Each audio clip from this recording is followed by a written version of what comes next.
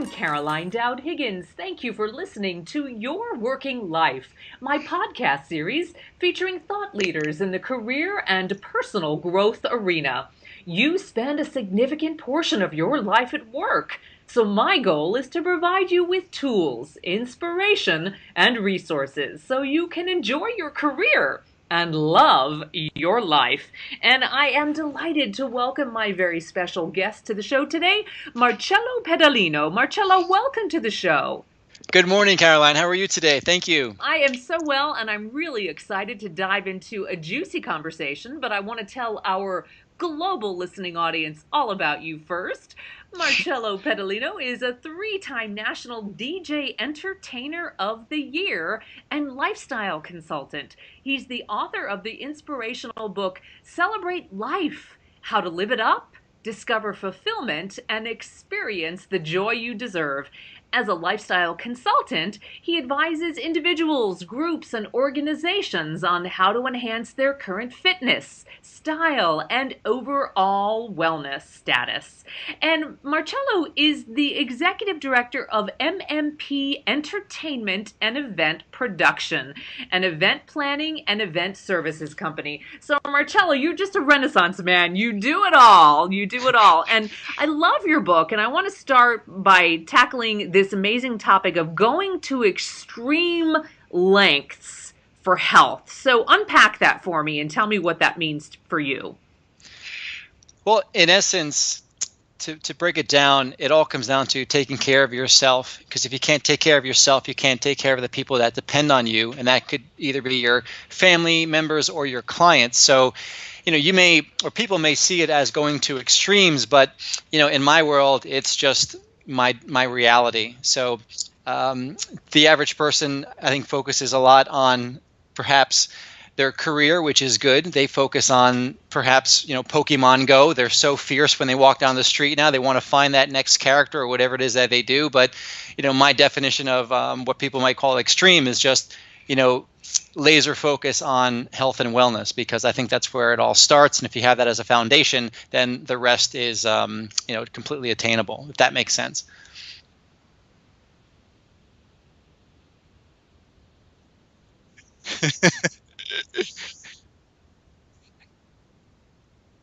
I'm a smoothie guy, and that's because it's really about convenience. I do have friends and who have given me fantastic, phenomenal, and delicious recipes for blending these fruits and veggies and this and that, skin, not skin, but ultimately, time is of the essence. And I go to a lot of conventions, whether it's for speaking engagements or not, and I sometimes have 18 minutes between my morning workout and when I have to be live on the floor. So I need something that doesn't need to be refrigerated. So and just so water and 45 seconds with a blender. So I use this Myoplex shakes. I've been using them for 15 years. It's chocolate or strawberry. It tastes so much like chocolate milk or strawberry quick, like back in the day. So it's actually pretty delicious. And it's got 42 grams of protein, a little bit of carbs. It's not too high in caloric, intake. So it's just perfect. It's healthy. And I'm sure you know what it's like to be on the go. And you just don't have time to go to a restaurant, to go to a buffet, to go to a cafe. So you bring your own. So I bring it everywhere. And yes, I get some looks. I get some smiles.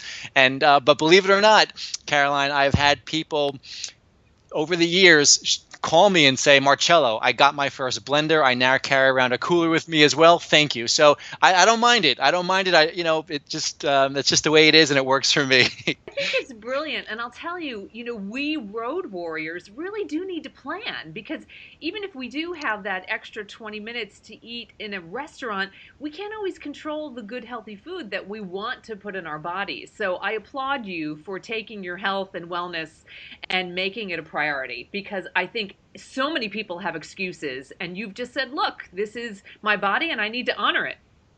Well, thank you. And I'll add to that. It's not just about options of good food when you're on the menu, when you go out to eat. It's also portion control. And that's something that it took me a long time to realize. What is the difference between these people who are in better shape than I am? And I was never really out of shape per se, but there was just people who were just more dialed in. And when you look at the amount of food that restaurants give you, and trust me, I love food and I'll eat a full portion of a veal parmesan that they give you at a restaurant, but you do realize after a while you don't need that big of a portion to feel satisfied. So that's why it's always best, if you can, when you do have the time, to cook for yourself and control those portions. Absolutely. It takes a little time, but it's an investment in your health. Absolutely. Marcello, you speak so eloquently about knowing your worth, and so many of the people in our global listening audience have services they're offering or products they're selling, and quite often they undercut their value. Did you ever have this challenge in your career because you're earning top dollar, you understand your price point, you've got extraordinary clients of global significance? Tell me about that process. Well, the process, in my opinion, begins with patience, Caroline. Fortunately, I was in a position when I started where I had sold candy in high school and I had enough money to buy my own equipment. I never needed credit or had to borrow money, or was at a position when the phone rang, I had to take that job. I had to book that event. And that puts you in a power position. So you were able to be patient and wait for that right client, wait for that event where you could charge what you felt you were worth. And I think a lot of people make the mistake. I understand what it's like to be hungry and you've got to make money to pay the rent, that sort of thing. But if you can be patient and earn enough money to start yourself off on a level playing field, you're going to be at an incredible advantage with your prospects, meaning they won't be able to control the conversation when it comes to, well, hey, can you just do this? It'll be great for promotion. Or we've all heard that line, I'm sure. I was fortunately in a position where when people called and said, what is your, we had a great chat about all my products and services, and maybe I had a good referral network at that point, even when I started. But when it came down to price, I gave them my price and they said, oh, that's 2 to 3 times what the other folks here in the market are charging. And I said, well, that's up to them as far as what they charge. These are our prices. And then I just waited. I learned how to wait that 5 or 10 seconds, that uncomfortable pause. And some people called, or some people stayed on the line and said, well, all right, then we'd like to hire you. And some people, Caroline, they said, honestly, I'm sorry, well, that's not going to work with our budget. Okay. But I can tell you that 2 to 3 months later, or even 2 to 3 years later, after using other companies, perhaps they weren't satisfied. Sometimes they were, but if they weren't, guess who they called back? They called back when they did have the budget.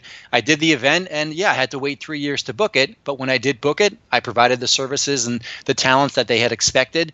And I've kept those clients over the years. So to me, it starts with patience. And I love that. You talk about this in your book. You can either get a lot of small fish or a really big fish. And I know that comes from a film reference, and it's so true. But being patient and waiting for that big fish will pay off. Absolutely. In my opinion, yes, it does. And thank you for also articulating the power of the pause. I think so many professionals, even at a very high level, don't know when to stop talking. And that pause can be quite instrumental in a negotiation. Absolutely. And being Italian, it's tough because not only do I talk with my hands, I talk a lot. And, I fortunately have a lot of great mentors, over these past 25 years, Caroline, and they would tell me, hey, can you just take a breath, take it down a notch here, relax and listen. And that old adage, I'm sure you've heard it as well, about using you have two ears and one mouth. I always was like, oh, that's so silly to say something like that. But if you really think about it, that's proportion, and it's so correct. So I did learn how to listen, and as much as I want, I bite my tongue, and as much as I want to just get in there and say what I want to say and say, I did learn that patience, and it's uncomfortable. I don't like it. Trust me. I don't like that uncomfortable pause. I would want to help someone and just say, hey, look, if you don't want to book me, that's great. Just let's get off the phone. I don't like this. I really don't care for that ambiance, if you will. But once you learn it, it's a gift, and I don't have it, but I've watched people who do, and it's a brilliant quality to have. I just learn from people who are better than me, and I do my best. Awesome. I'm so impressed with your concept of being a lifestyle consultant, and it is really multifaceted, from fitness to style and overall wellness. But let's talk about your passion for dressing for success. And I share this with you because I see so many professionals who are undermining their credibility because of how they present themselves with wardrobe and how they speak and how they comport themselves. So tell me about the need to dress to impress. Well, not only is it dressed to impress, but I always liked when people had said, dress how you feel. That's how I learned.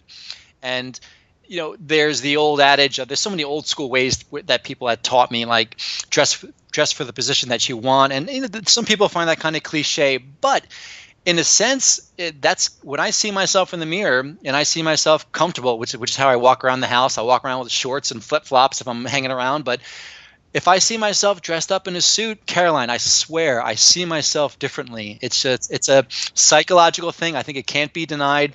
And if you do that to yourself, imagine what the other 15 people, during your day you interact with feel as well. And that's really the truth. That's just how the world works. It's not fair, but that's the way it is. So don't fight it. Just embrace it. And I happen to, with my mother's influence, I happen to appreciate style and fashion over the years, so I actually enjoy it. So I'm a little bit different than most people. I enjoy getting dressed up, whether it's for a nice dinner or for an outing, and my clients have always appreciated it. So if it was good for business, well, even better. Then that's another reason to dress up. But I can tell you real quickly, the reason I really started to dress the way I dress is because, long story short, my car had gotten broken into a long time ago. My stereo system got ripped out, and I basically got accused of stealing my own car. That's how it worked at the time. So I had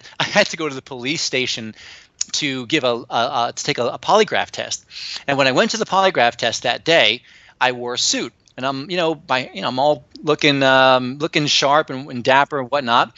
And I'm in there for an 11 o'clock appointment, and 11, 11:15, 11:20 goes by. I'm like, excuse me, I'm here for the polygraph test for Marcello Pedalino. And they said, yeah, he's not here yet.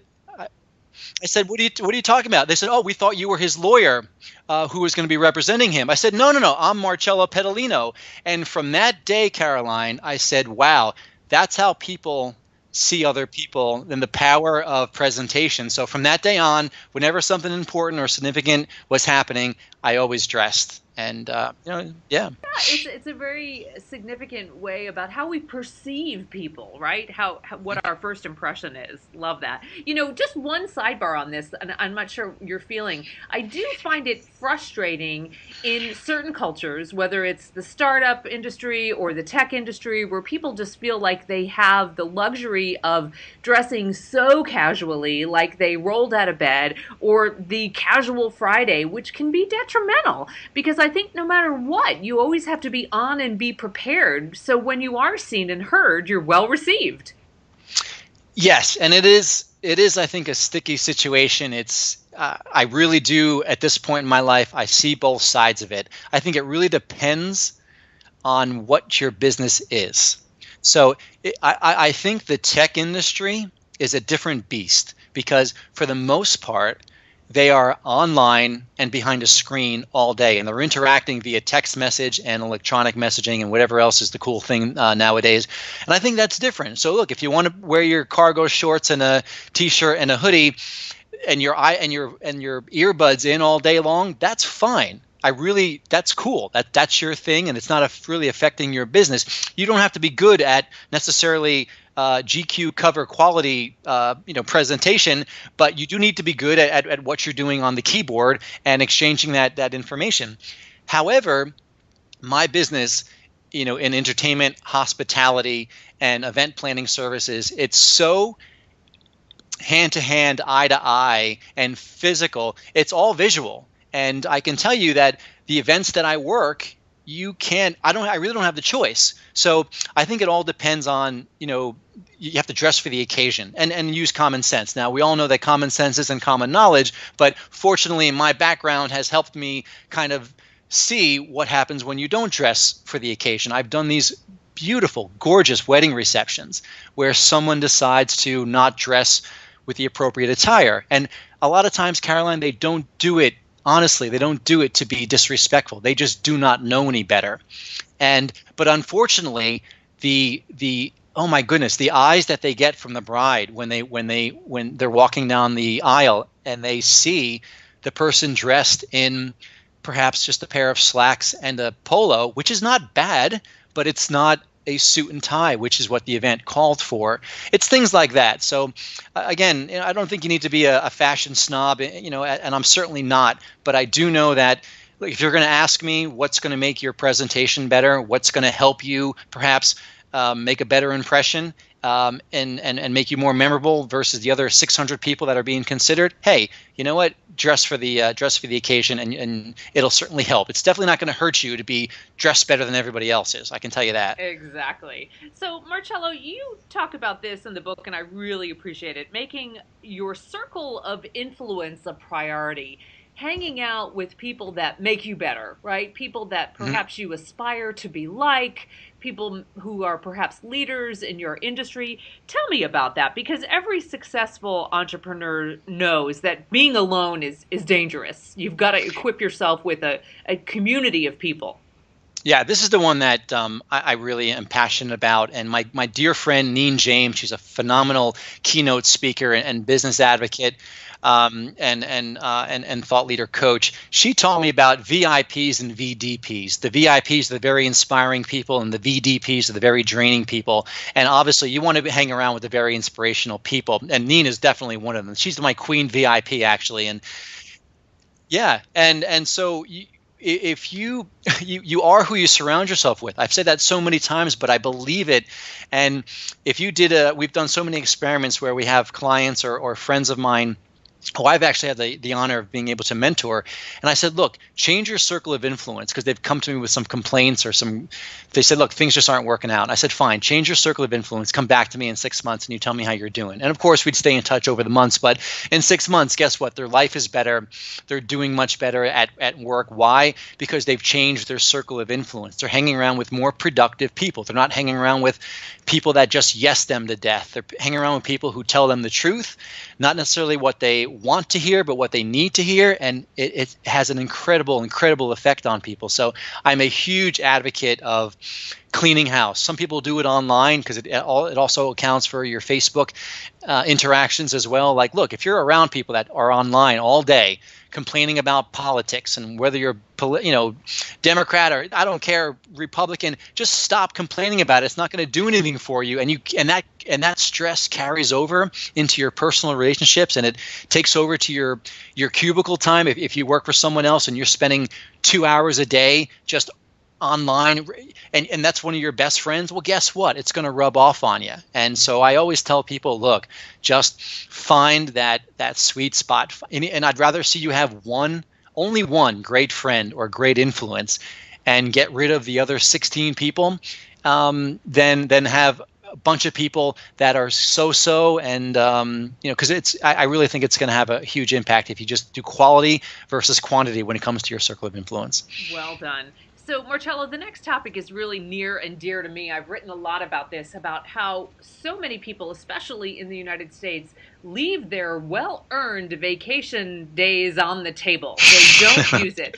And that is not a badge of honor. That is a badge of stupid. And I don't say that to be negative or derogatory, but they're blowing off earned vacation time. Now, you, on the other hand, take a month-long sabbatical every year, and it recharges you and refreshes you and keeps you at the top of your game. So talk to me about that, because that is not, unfortunately, the norm. However, I applaud you for it. Well, thank you. And I can only give credit to the folks at Forbes magazine, because it was they put out a book of the most successful people in the world or something like 10 years ago, 15 years ago. And I had read it, and it said that the most successful people take sabbaticals every year. And they realize that not only do they do it themselves, but they force their really good employees to get away, to recharge, because they all noticed that when they came back, people would think it would be counterproductive, but it's not. It's just the opposite. That their employees came back recharged and 30 to 40% more productive than they were. So yes, I make it a priority. And absolutely, when I look at New Jersey in general, I'm not sure what it's like out there, and you guys are out in Indiana, right? I'm a New Jersey girl. Did you know that I was raised in New Jersey, so I am your people. Yeah. I did not. Whereabouts? Grew up in Bridgewater, Marcello, right in the middle of the state, Somerset County. Not too far. I'm there quite a bit. So you know what it's like. It's a very fast-paced state, and the East Coast generally a little bit faster than perhaps the Midwest. But But absolutely, there are so many people who they look. I get working hard, and I'm all for putting in overtime. There's nothing wrong with that. Actually, I think it's very admirable, and I appreciate that work ethic. However, you mentioned the word extreme when we started our phone call, Caroline. I don't agree with extreme workmanship, extreme because it just becomes counterproductive. Because I firmly believe that, look, put in your time, but there is a way to be efficient, and it's not just reading a book like the 4 Hour Work Week, which is a brilliant book, of course, but you can't just say, all right, I'll get it all done in 3 hours and I'll bum off the rest of the day. No, not quite. That's not exactly how it works. What you do need to do, though, is either find a boss who gets it and who will allow you to have a flex schedule, meaning not that you can come in and go out at your leisure and whenever you want and submit your assignments whenever you want. However, find out what your assignments are, what needs to be done, and get it done so you meet your deadline. Now, that may mean you can work nights, you can work days, you can work this couple hours in a row, that couple hours in a row, but ultimately, just meet your deadlines, make your boss happy, and then you'll be able to spend more time with your family or your significant other or on your hobby or whatever it is, and all is well. Now, for the individual, the company owner, I think the same rule applies, is you have to take care of yourself. And the way you can take care of yourself is to work hard when you have to work hard, but realize that you're not a battery like your phone that you can just plug in at night, because you don't always get 8 hours of sleep or 7 hours of sleep. A lot of people I know don't even get 6 hours of sleep. And guess what? That's going to catch up to you pretty quick. And I'm sure you know people as well as I do who they let that build up, and all of a sudden they're having these a heart attack, they're having these high cholesterol, high blood pressure, and they're dying at 45, 55, 60 years old. And guess what? That's when your life should start getting easier, not harder. So I really think that's really important. Take that vacation time, especially when it's earned. I mean, do you know about all those school teachers? I'm pretty familiar with school teachers, and I know a few who they're actually, like you said, they're earned. It's not like some people would say, well, I don't want to take the time off because I don't want to think my boss to think that I'm lazy, or I don't want to look bad here. But it's not. It's part. You've been paid for that, and they say now. There is something that if you save up a certain amount, it counts as credit when you retire. Well, guess what, Caroline? You get like you yeah, but you get like 30% or only 40% of the money credit for those days. So you know what? That's a big and good for the schools or those companies for being smart enough to do something like that, because it's good for their bottom line when those people retire. But listen, you're being taken advantage of. If you get 2 weeks, if you get 4 weeks, whatever it is, you've earned those days. You're silly, and you mentioned the word stupid before. Obviously, we're not being that derogatory, but look, yeah, you know what? Not a bright decision to have a paid vacation day and let it go. Come on. You earned it. Take it. Exactly. And it's an investment in your life and your wellness and your health. So we are on the same page. Marcello, what a joy to have you on. I want to reiterate the name of your book, Celebrate Life, How to Live It Up, Discover Fulfillment, and Experience the Joy You Deserve. Tell us how we can buy the book and follow you online. You're very active in the social media world. Well, thank you, Caroline. The easiest way to get in touch with me is to go to celebratelifebook.com. That'll take you to my blog, and my entertainment portfolio links are all going to be there. Brilliant, brilliant. One-stop shopping. And I wish you great success. I hope our professionals' paths cross in person soon. And I really appreciate you sharing your wisdom and expertise on the show today. My pleasure, Caroline. Thank you very much for having me. Be well, Marcello. And I want to thank all of you for tuning in to Your Working Life, where my goal is to help you design your career destiny so it doesn't happen by default. Career and life satisfaction is possible, and it's time to embrace what you love doing so you can do more of it. My show is now available on iTunes, YouTube, Podbean, and Stitcher. Leave a comment, because I always appreciate hearing from my listeners. I'm Caroline Dowd-Higgins. Take good care.